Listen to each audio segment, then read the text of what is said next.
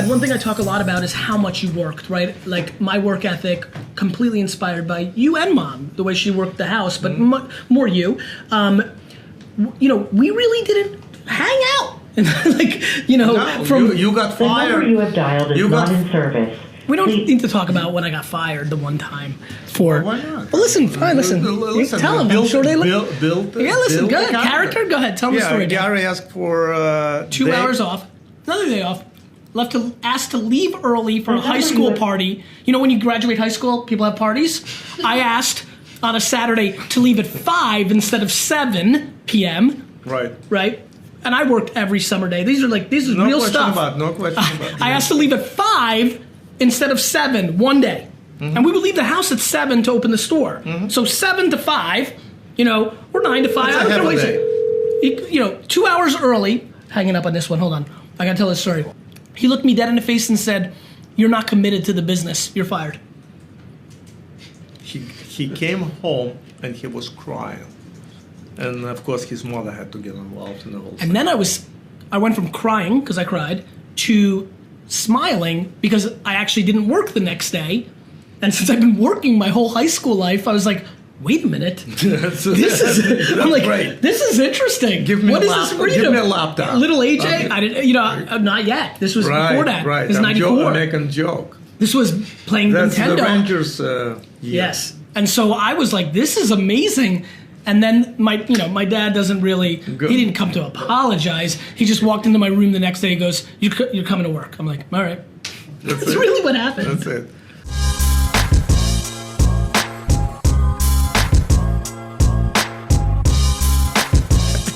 You know what's so crazy? Because he was such an absolute failure with academics, you can hold that over anybody who got B's. You're like, you got B's, dude! You square-ass motherfucker that got B's and C's. And I'm like, it's so crazy how entrepreneurship and it's like gone I'm living in a bizarro world. I'm like, fuck this. If I was making $4,000 a weekend when I was 12 in 2017, I'd be like fucking a genius the next this. I was getting shit on by everybody because I didn't read Catcher in the Rye over the weekend.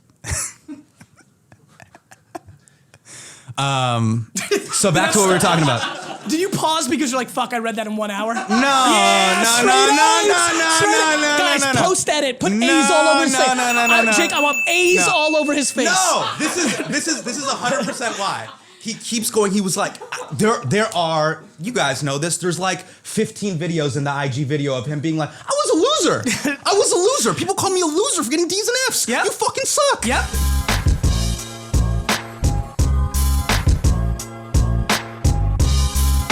Here's something that nobody else will tell you.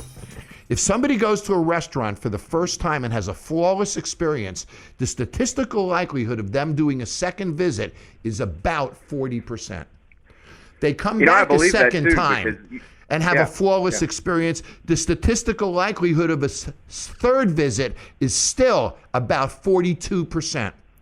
The third time they come, the statistical likelihood of a fourth visit is over 70%.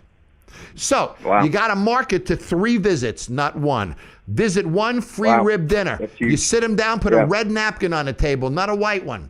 Identify them as a first-time customer, connect with them, and work to get them back a second time and a third time. Once they're there the third time, you own them. My man Chandler, the red napkin thing is genius. Because in a fast casual environment, we're not hitting that table side. Let me give you a napkin that's red on the Chandler, table. Can I detail that for him? Go ahead. Okay, so you put a red napkin at the table. Gary sits down, he's eating dinner. Now he's getting his free rib dinner, orders water, costs him nothing. I know he's a first-time customer because he's got a red napkin. When he's leaving, the manager comes to the table, writes on the back of a business card, $5 off chicken. Did you like the ribs? Loved them. You gotta try my chicken. Come in for the chicken. Now I'm prompting a second visit, not with a printed coupon, a handwritten card. Now he comes in for the second visit, drops the business card on the table. Everybody knows this is a second visit because red napkin was the first visit. Second visit, you finish the meal, you go up, you say, so how was the chicken? It was freaking great. Are you full? Totally stuffed. Man, next time you gotta try my cheesecake. Free piece of cheesecake. Now, 3 visits. Ribs cost me a piece of cheesecake. Oh, I thought a pizza flavored cheesecake. I was like, that's fucking brilliant. So the rib dinner cost me $5. The chicken was a washout because it was a discount. That's right. The cheesecake is $1.35. For about $6, you got 3 visits out of them with a 70% likelihood of a fourth. That's the way you market a restaurant within the 4 walls of it.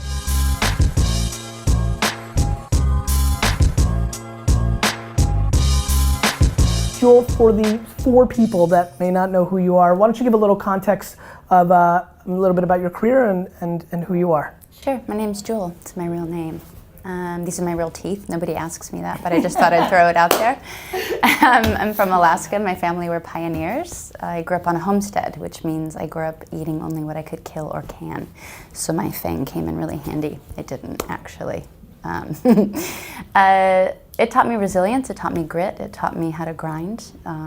It taught me self-esteem from the inside out, which is being able to understand that you're capable because you've been given the opportunity to struggle, which is a real blessing. And I ended up moving out at 15, ended up homeless at 18, was shoplifting. Why'd you originally move out at 15? My dad was abusive, and so I decided I would just live in a cabin by myself. We'd been pretty transient, moved around a lot, and been taking care of myself quite a long time, and so I wanted to do it on my own without somebody in the cabin besides myself. So too young to drive, I was hitchhiking into work at a pretty young age, working multiple jobs. Where? In Homer, Alaska. And then got a scholarship to an amazing art school in a roundabout way in Michigan. Was able to graduate from high school, yay me. Most importantly, if I look back on my life, I knew that at 15 I should have been a statistic. When I was homeless, I ended up homeless for about a year when I was 18. I turned down the advances of my boss, and when I wouldn't have sex with him, he wouldn't give me my paycheck. And so I thought, no big deal, I'll live in my car for a couple months and I'll get back on my feet. But then the car I was living in got stolen. And so that's how I ended up homeless. And I started having panic attacks. I began shoplifting a lot. So I found a coffee shop that was going out of business. Okay. And I said, hey, before you close your doors, give me 2 weeks and give me all the door money, and you can have all the coffee and sales and food.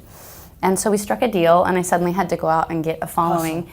And I had to write a bunch of songs because I grew up singing cover songs with my dad. So I wrote and wrote and wrote. I handed out flyers. I hustled. I had 2 people in my coffee shop the first night. Of course. And I sang a 5-hour set, and I sang my heart out. And what I learned is that I was very lonely, and a lot of people are lonely, and I deserved to be lonely because I only told truth in one place, and it was in a notebook that nobody read. And I decided to take a risk and be vulnerable and talk about what was real and not hide from the truth. And so I poured all my feelings out in front of these 2 surfers, bless their hearts. And by the way, if you're watching either one of the surfers, please leave a comment. They're like, holy shit, I was that dude. Yeah. And then the next week 4 people came, the next week 7. I played there every Thursday to try and have a very regular time. And then after about a year, it was sold out, and people were standing outside the windows, standing in pouring rain for 5 hours, listening to me through a window. Cool. And a radio station put a bootleg of mine on the air.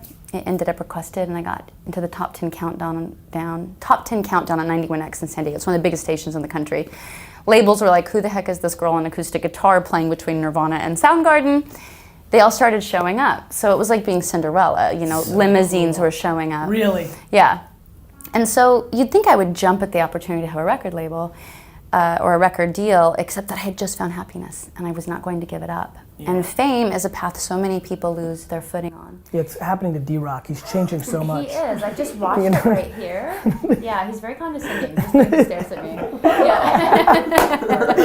So you were really trying to be careful. Yeah, and so I had to ask myself some very serious questions. Why am I doing this? It's very important to know. If you want to end up somewhere, you have to know where you want to end up. Then you have to have a compass of knowing how to navigate. So for me, was it an artist or famous? I know I wanted to be an artist. Nothing against fame, by the way. It's just which one do you want as an experience for your life? I wanted to be an artist. So every day I made decisions based on being an artist, not being famous or rich. And that's that. And the other kind of interesting caveat is I was offered $1 million signing bonus, and I turned it down.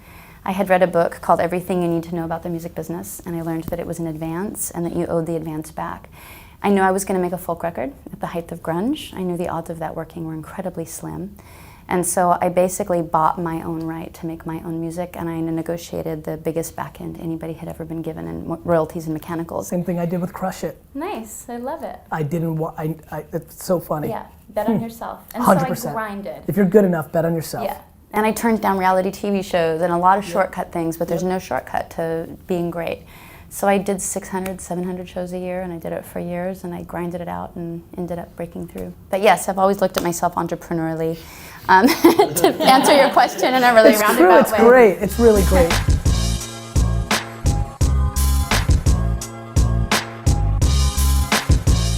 Tim, you said something earlier about, you've got to be right to be able to, do the right thing by others. Yeah. It was interesting. And you know this. This is we have an interesting, great long relationship. But I really wanted to use this medium to publicly apologize to you. This is something I've done to you personally a lot of times. Yeah. I am so thankful for the life that I live. I am such a happy man because I really have crazy good intent and have been able to execute it a bunch. This is something nobody knows here. I'm excited for everybody. I'm Tyler, and people that know who I am, and I know you know who I am. But I wanted to do it because I thought it was important for me because I want you to know how much it means to me because I've done it a bunch of times personally. Mm-hmm. Early in my career, I was giving a speech at Blogs with Balls, which is funny. And I think I got overzealous. I did get overzealous, and I was talking about hard work and hustle. And in it, I said, fuck 4-hour work weeks, you gotta work your ass off. And the level of intent was extremely low. Mm-hmm. But in reality, it was just not the right thing to do, especially because out of all the people I know on earth, the thought that I haven't offended or hurt or even did anything slightly wrong to millions of people that I have no respect for or compassion for or desire for friendship or how I feel about them. The thought that happened, and I just want you to know, because I know I've said it a bunch of times, privately, but in my everlasting quest for you to know how deeply I'm hurt that I could have done anything that hurt you or miffed you in any certain way, I wanted to put it super out there into the universe and never let there be any confusion. I admire you tremendously. I've really enjoyed our friendship through the years, and that is, when I do die, that is something that will still run through my mind. I've lived it pretty good. I've lived it pretty good and have all the right intents. I hated that happened. I hate that happened. And I want you to know on this big of a stage, or at least my little micro big stage, that I mean it with every ounce of my soul. Thank you, Gary. Accepted. I know you do. We've talked about it. We've talked about it personally. So, but you mean a lot to me, man. Lot, so thank honestly, you. Now that as I continue to get older, there's not that many people doing it. Yeah. Yeah. Totally. The level of, I get put into a lot of people use my name and associate it with other names, and I have no interest. Yeah. But every time people are like, oh, and when on Twitter or in real life, when people are like, oh, I like Tim and Gary, and every time I'm associated with your name, it means a lot to me. Thank you, Gary. You're welcome, brother. Yeah, man. I love you. Many adventures ahead. 100%. Yeah. Really appreciate you.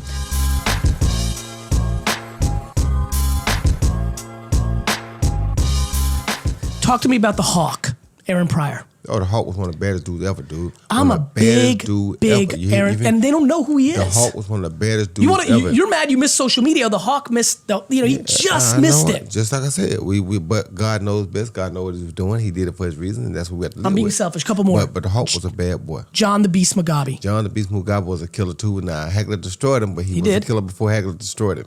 Yes. What about Terry Norris? Terry Norris was a very good fighter, a very technical fighter. I think he probably did a little too much sparring in his days because it kind of got to him at the end. Mm-hmm. But before that, Terry was a bad boy. Terry could have played any sport: boxing, basketball, football. Anything. Have you seen Nigel Benn's kid? Yes, he's what do you think? Good. He's strong. He looks strong. He's very strong. He don't have the technique that his dad has yet, but he's very strong. So if they keep working on him technically, he can be a good fighter. Eubank's kid is even better. Yeah, Eubank's kid is awesome.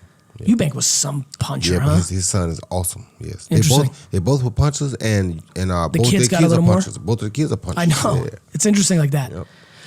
Julian Jackson, the Hawk. His kid didn't turn to be what he was, but he was a beast, a menace. You guys want to see real knockouts? Real knockouts. That knockout on Terry Norris is so vicious. The incredible knockout ratio of Jackson. Whoa! And then right to that, Terry Norris is gone. Yeah. Julian Jackson. And he had a flat top like Patrick Ewing.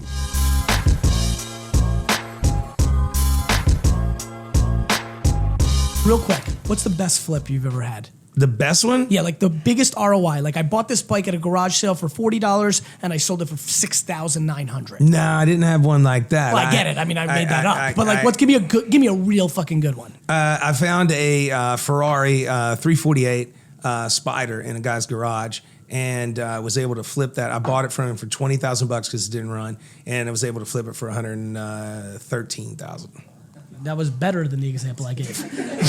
He's like, no. Like I was like, and how much work or things did you have to put into it? I put fresh gas in it and started it up. Straight up. Yeah, with fresh gas and a battery, we were good to go. By the way, I could so get caught on that because I don't understand cars. Like, by the way, that's really interesting. So I don't know if you know this, but like all these tchotchkes, like so many people that watch me, I pushed them to this 2017 Flip Challenge.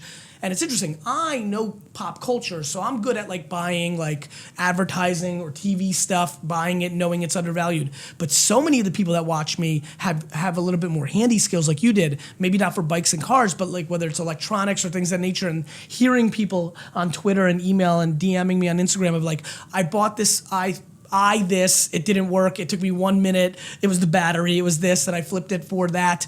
It's amazing when you have a skill set to use that as an arbitrage. No, it's really cool.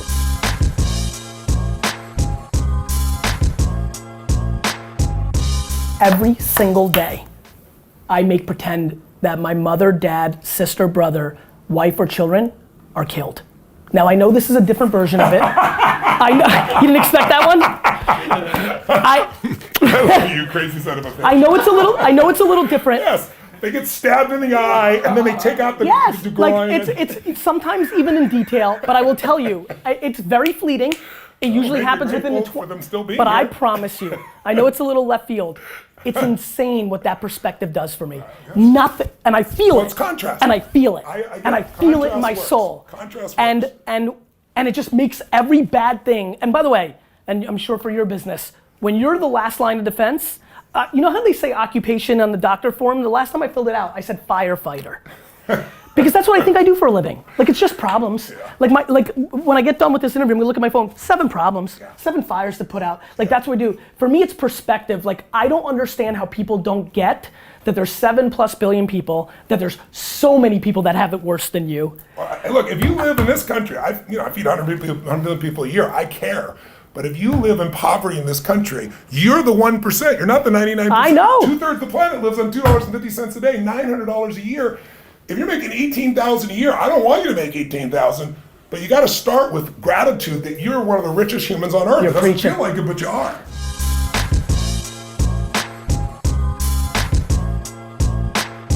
Happiness, man. It's just about happiness, bro. That's all that matters is your happiness. Other people are going to tell you what they think you should do or what they would do if they were you, but they're not you, bro. They're not you. So just be happy and do what you love. Stay passionate, be smart and have fun and take risk. And be a wuzzle.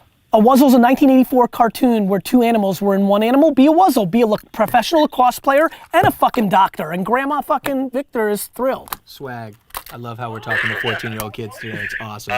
Yeah, I mean, if you look at lacrosse is growing like disgustingly fast, and like. Dude, I'm 41. Lacrosse has been growing disgustingly fast since I was 14. So be careful, but it doesn't matter. Be happy and execute on your thing. Don't justify your dreams. Execute on them. Ooh. Yeah. Yo, put that shit on that was shirt. That's actually what ooh was. All right, Victor, we gotta go, my man. We wish you well.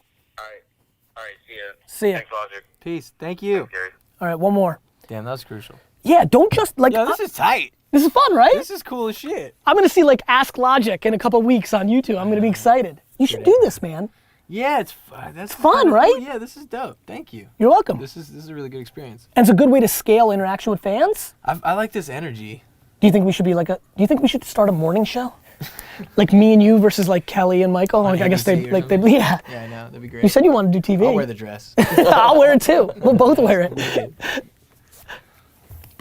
All right. Here we go. You know the person's name? Or you didn't catch it? LaFonda. LaFonda, you're on the Ask GaryVee show. What is it? Telltale bib. All right, we'll get it. Relax over there, guys. Sticking phones in each other's pockets. Yo, this is Gary Vee, and you're on the Ask Gary Vee show with Logic.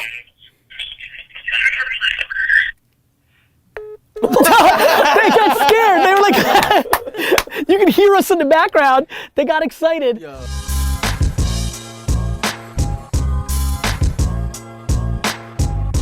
T-Pain, you get to ask the question of the day. Still same. Everybody who comes on as a guest gets to ask the Vayner Nation the question of the day. This is an opportunity for you to get market research or curiosity of something answered. Thousands of comments and answers will show up on YouTube and Facebook. That's exactly what I thought was about to happen. Fire it away. Fire it away, T-Pain. Okay, I've been asking this question all around the world, and I will keep asking this question until Neil deGrasse Tyson answers this goddamn question. If we go back in time, follow me on this. Let me get settled in. Right. If we go back in time, we know the Earth moves through the universe, right? So the Earth is moving continuously. If we go back in time, I failed science. Do we go back to where the Earth was at that time? And we just—that's why I think this is why we don't. When did this question come to your head? So long ago. I can feel that. When? So because the Earth moves through the universe. No, when and why? This is time travel. Have you guys not been thinking about time travel? Jake?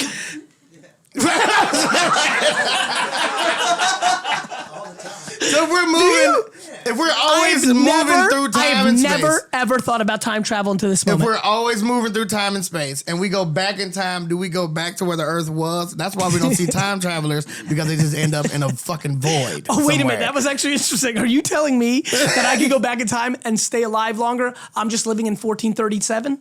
No. Okay, what are you saying? I'm saying that if the Earth is moving through the universe, when you go back in time, I think you go. Can we establish when you go back in time, who's gone back in time? How have they gone back in time? Go ahead. There are time machines. Where? They're in the fucking void where the Earth used to be. They went back in time and obviously died. Like, in the void of space. They fucking, it's like Arnold Schwarzenegger on Total Recall. His head blew up, it's crazy. There's a lot going on. I got footage. I don't have footage. So if the Earth is moving through the universe, when you go back in time, do you go back to where the Earth was, or does the Earth go back with you? I don't know if I've ever been more curious to see the answers on YouTube and Facebook than this. Ready. T-Pain, I'm so ready for I this. appreciate it. Absolutely. Album dropping November That's some quantum 17th. shit I just dropped. You did. You're like a science professor up in this bitch.